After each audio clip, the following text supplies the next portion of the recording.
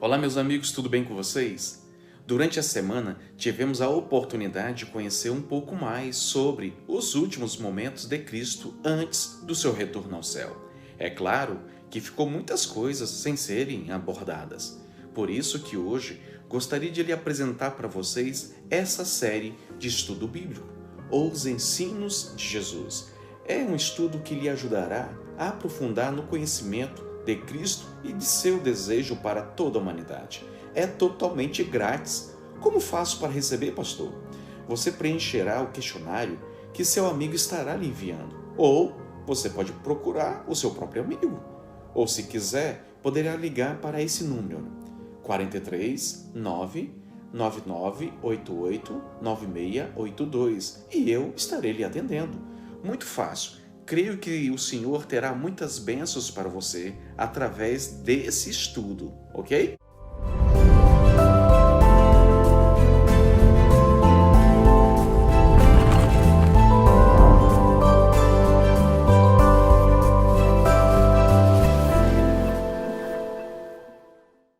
Meus queridos, a partir de agora eu convido a vocês para que possam meditar um pouco comigo. A ressurreição, a morte sendo derrotada, é uma das crenças essenciais do cristianismo. Quase todas as civilizações antigas inventaram meios extravagantes para sepultar os seus reis e até mesmo seus nobres. Alguns desses túmulos se tornaram pontos turísticos e outros são peças de arquiteturas majestosas, como as pirâmides do Egito, os túmulos da dinastia Ming na China e os túmulos dos Incas e dos Aztecas. Todos esses túmulos, assim como os túmulos de nossos entes queridos, são sagrados, por causa de quem ou do que eles contêm. Mas o interessante é que o túmulo mais sagrado, ou túmulo da pessoa mais importante e o que teve o maior impacto em nosso mundo, é uma simples caverna, perto de Jerusalém, onde o local exato nem sabemos. E por que, pastor, essa tumba é tão sagrada? Não é por causa dos restos da pessoa que foi enterrada lá, e muito menos por ser uma obra de arte, de arquitetura. Esse túmulo, ele é importante simplesmente porque está vazio. A pessoa que ocupou, Jesus, um humilde carpinteiro de Nazaré, não está mais lá. Analise comigo esse texto, João capítulo 20, do verso 1 até o verso 3.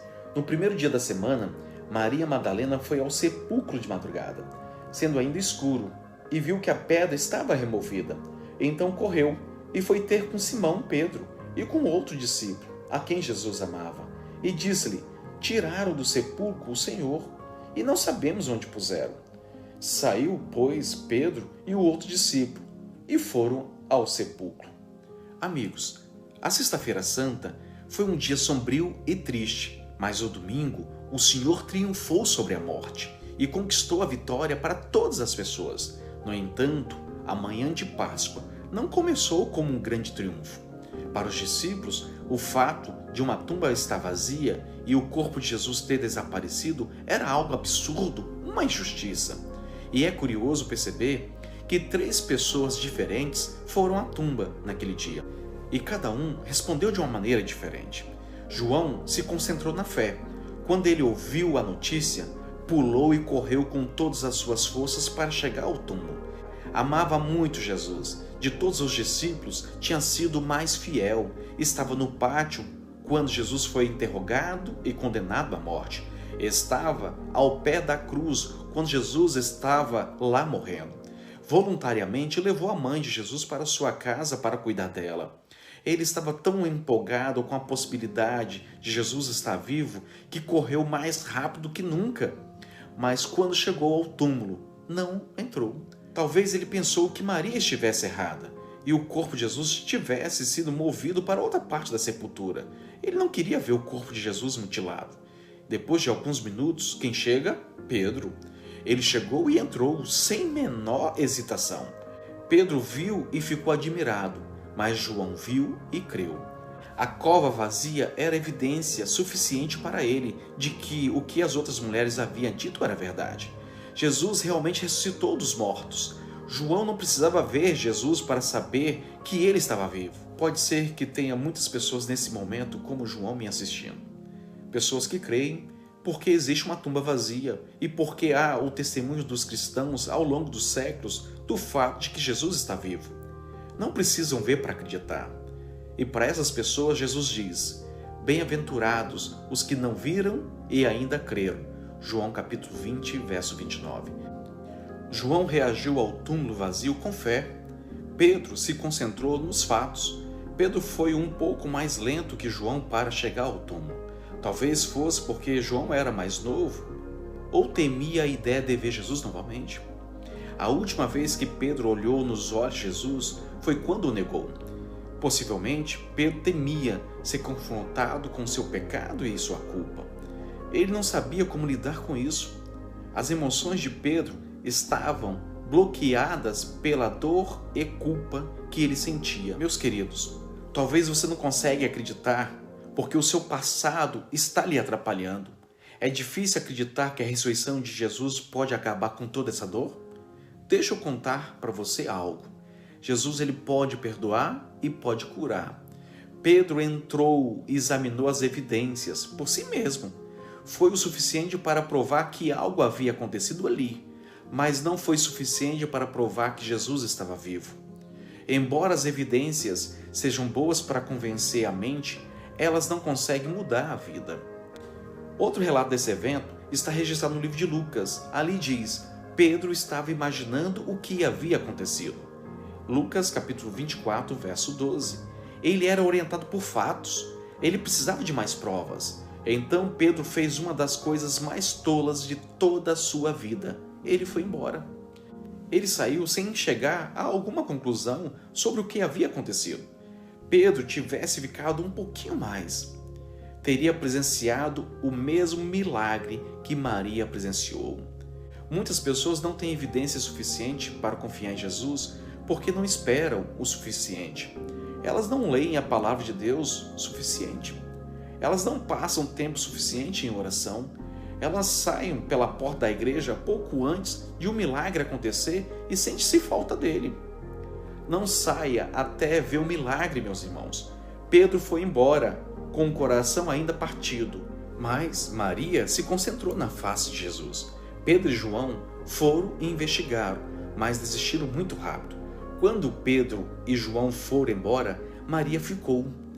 E enquanto chorava, ela viu dois anjos sentados onde o corpo de Jesus deveria estar. E lhe fizeram uma pergunta curiosa: por que você está chorando? Maria estava deprimida. Ela havia perdido o que era mais valioso para ela, Jesus. Para ela, Jesus significava libertação, perdão e paz. Era uma escrava do pecado, e Cristo o libertou, concedeu-lhe o perdão, e assim ela alcançou a paz. E quando Jesus morreu, ela sentiu-se desamparada. Portanto, ela chorou. Mas então um milagre aconteceu. Ela viu Jesus. Ver o Senhor era o que ela queria, mais do que qualquer outra coisa.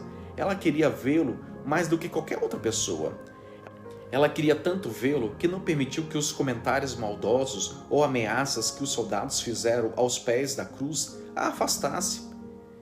Ela queria tanto vê-lo, embora estivesse coberto de sangue e com seu corpo todo torturado, ela não se afastou com nojo. Ela queria tanto vê-lo que quando seu corpo foi retirado da cruz e colocado na tumba de José, ali ela ficou.